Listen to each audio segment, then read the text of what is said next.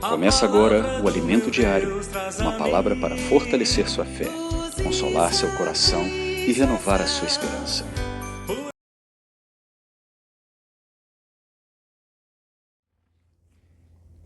Olá, bom dia, meus amados irmãos, Jesus é o Senhor. Hoje, dia 16 de julho de 2021, nós contamos com a graça e com as misericórdias do Senhor sobre nós, em especial nesta parte do dia pela manhã, onde nós sabemos que o dia é muito longo, você que está saindo para o trabalho daqui a pouco, ou até mesmo você que já está no seu trabalho e aqueles que estão trabalhando em casa em função aí da questão da pandemia. Todos sejam abençoados em o nome do Senhor, para que a graça abundante dele possa nos conduzir, porque sabemos que esse dia é mau, então nós precisamos estar protegidos com a palavra do Senhor, precisamos ser encorajados logo pela manhã. Esse dia nós devemos já consagrar ao Senhor, orar: Senhor, ilumina o meu dia, Senhor, me livra dos dardos do maligno, Senhor, tenha misericórdia de mim, Senhor, eu te consagro esse dia em teu santo nome. Então, todas as manhãs nós precisamos consagrar o dia, entregá-lo ao Senhor. Aqui na página 34 do Alimento Diário, lembrando que estamos na semana 2, sexta-feira, e o tema de hoje: guardar a fé com boa consciência. Aqui na página 34 inicia falando sobre Atos capítulo 20, no versículo 24, onde Paulo mostra para nós qual era a carreira que ele estava correndo. Nós vimos desde o dia de ontem, concernente a este assunto, e aqui então no versículo 24 de Atos 20, porém, em nada considero a vida preciosa para mim, mesmo, contanto que complete a minha carreira e o ministério que recebi do Senhor Jesus para testemunhar, aleluia, testemunhar o evangelho da graça de Deus. Então, qual era o ministério de Paulo? Qual era o chamado de Paulo? Qual era o encargo de Paulo? Nós podemos ver isso desde Atos capítulo 9, ali quando ele ficou cego por meio ali da palavra do Senhor, onde ele caiu por terra. Então o Senhor fala para Ananias e depois fala para Paulo, e então ali ele havia sido separado para o evangelho, separado para levantar muitas igrejas, separado para levar a salvação a muitas pessoas de várias regiões. Então Paulo, ele nunca esmoreceu. O interessante, eu gostaria de compartilhar aqui, antes de Paulo se converter, obviamente todo mundo sabe, ele se chamava Saulo, ele era um fariseu, ele era muito fervoroso naquilo que ele cria.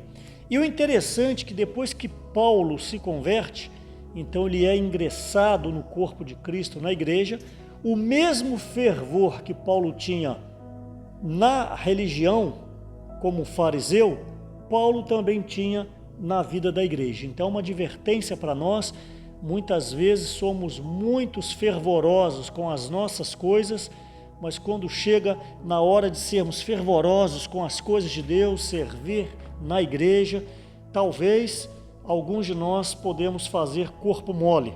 Então, Paulo dá um princípio para nós de ser alguém aguerrido.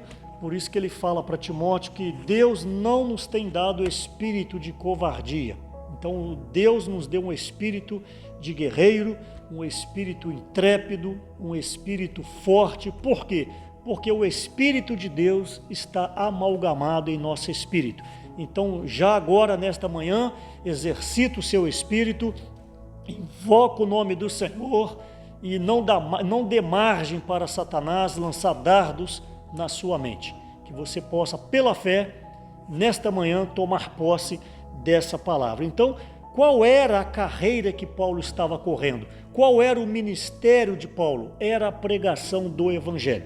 Se nós olharmos em Mateus capítulo 28, também está na página 34, Mateus 28, versículo 19, o Senhor aqui, ele dá a grande comissão para os seus discípulos, para os apóstolos: ide, portanto, fazei discípulos de todas as nações, batizando-os em nome do Pai, do Filho e do Espírito Santo, ensinando-os a guardar todas as coisas que vos tenho ordenado.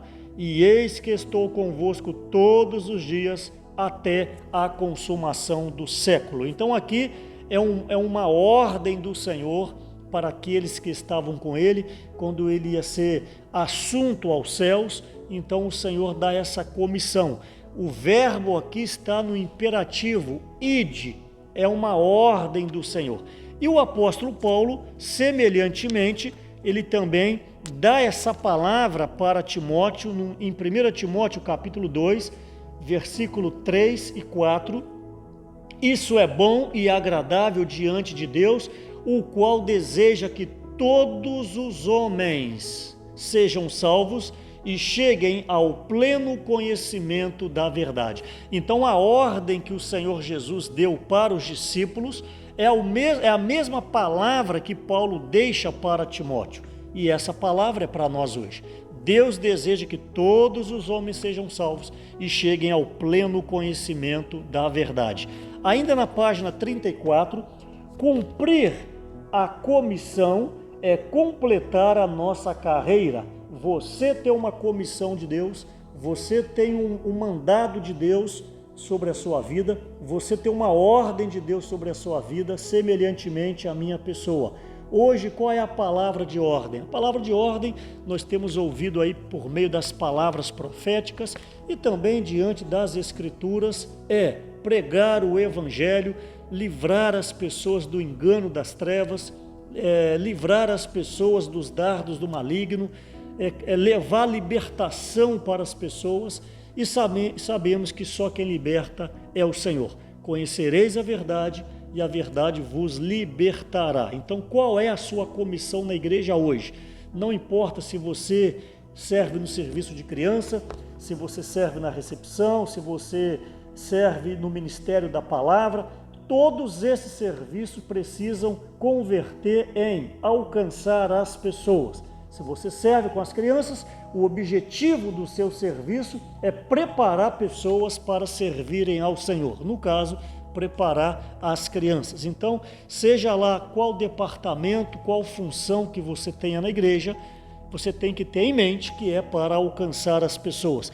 Como, por exemplo, a comportagem dinâmica. Embora abordamos as pessoas com uma oração, que é uma oração de coração puro, para também libertar as pessoas que são contatadas durante o dia, embora usamos os livros, mas o intuito final da comportagem dinâmica é expressar Deus na carne, que é o mistério da piedade, e é resgatar as pessoas dos dardos e do laços do maligno, é conduzir as pessoas à vida divina. Então, toda a nossa vida nessa terra só tem um objetivo: expressar Deus e levar salvação a outras pessoas. Nossa carreira é composta de muitos aspectos, entre os quais está a pregação do Evangelho, é o que eu falei. Agora entra aqui, o serviço ao Senhor, também é o que eu falei. O que mais? E o cuidado para com a nossa família. Este é um item essencial. Você só conseguirá viver uma vida da igreja adequada, ou seja, servindo na igreja. Você só conseguirá pregar o Evangelho de Deus, o Evangelho completo, com qualidade, com veracidade, se o seu lar estiver respaldado. Portanto, é de suma importância, em nome de Jesus, ouça essa palavra nessa manhã. Se você é um comportor, se você é um líder de uma igreja, se você é uma irmã coordenadora, se você é um jovem que serve na igreja, o ponto de partida é se a sua casa está guardada. Se você tem um bom testemunho dentro de casa, esposo, marido, filho, pai, parentes, se você tem um bom testemunho dentro de casa, se você prega o Evangelho para os de casa por meio do seu testemunho de vida, por meio da sua maneira de viver, então você tem base para sair. Lembram vocês da época do Jardim de José? Primeiro é na nossa casa, primeiro é no nosso lar. Aí depois, se tem realidade ali, esses ramos eles sairão por sobre os muros. Então aqui na página 34 é um equilíbrio muito grande. A nossa carreira é composta de muitos aspectos: pregação do Evangelho, serviço ao Senhor e a nossa família.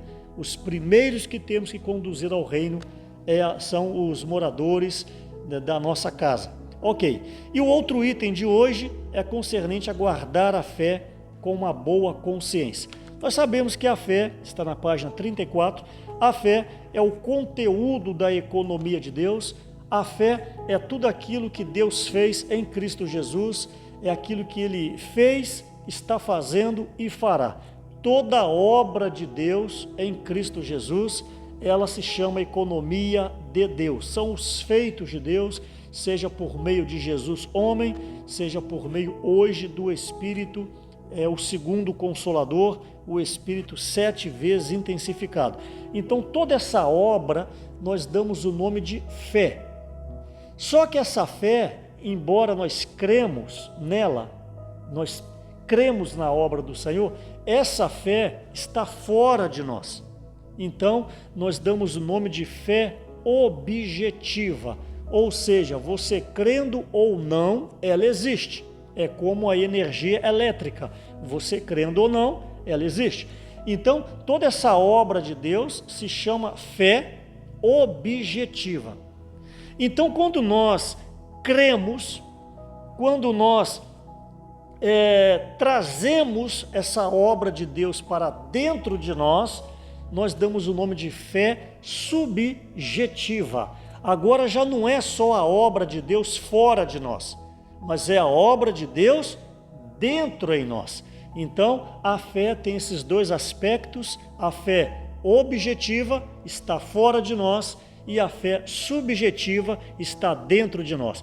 Não são duas coisas separadas, é o mesmo item chamado fé, só que agora ele não está fora de nós. Ele, que eu digo, os feitos de Jesus que compõem essa fé, mas agora está dentro de nós, fazendo parte de nós por meio do nosso espírito. Então, essa fé, para ela ser guardada, necessariamente precisamos de uma boa consciência. Então, na página 35, Paulo adverte, ali em 1 Timóteo capítulo 1, onde a igreja estava se desviando, a igreja em Éfeso. Por quê? Porque estava tendo na igreja fábulas, filosofias. A igreja em Éfeso não estava acompanhando a palavra profética. A igreja em Éfeso não estava dando atenção à palavra que Paulo havia deixado, não estava dando atenção à ajuda de Timóteo. Semelhantemente, hoje, nós temos aí os nossos amados irmãos que têm compartilhado a palavra conosco, todos eles têm trago a palavra profética. Se na localidade não tem uma reunião, por exemplo, de labor, onde os profetas reúnem juntos para elaborar a palavra, para ganhar o sentimento do alimento diário, não basta repetir as palavras do alimento diário. Eu encorajo vocês, aos profetas, na reunião de labor, pegar o sentimento do alimento diário, à luz do Espírito, e ver a necessidade da igreja e aplicar essa palavra. Então, o nosso encargo não é só repetir as palavras do alimento diário. Nós precisamos pegar o sentimento, levar diante do Senhor, não é filtrar o sentimento, não é isso que eu estou dizendo, mas pegar o sentimento central, principal, e aplicar a necessidade da sua igreja. Cada igreja tem uma necessidade, de repente a sua cidade, a sua igreja tem necessidade de oração. Eu digo assim, talvez as reuniões tenham sido muito fracas concernente à oração, outra localidade pode ser uma outra dificuldade. Então é possível você pegar o encargo e aplicar a sua necessidade. Agindo assim, essa igreja será fortalecida, essa igreja produzirá frutos. Nós não podemos deixar a igreja desviar-se. Ela pode desviar, por um lado, em o abandono da palavra profética, e também pode desviar o simples fato de você ser um repetidor da palavra, transmitindo a palavra para os irmãos de uma maneira teórica, de uma maneira sem vida, e isso aí não vai atrair o espírito dos irmãos. Então, uma igreja saudável é uma igreja que ouve o falar atual, que pratica a palavra, mas que passe, que transmita essa palavra com sentimento, de acordo com a necessidade da igreja. E, para que não haja esse desvio, é de suma importância que tenhamos uma boa consciência.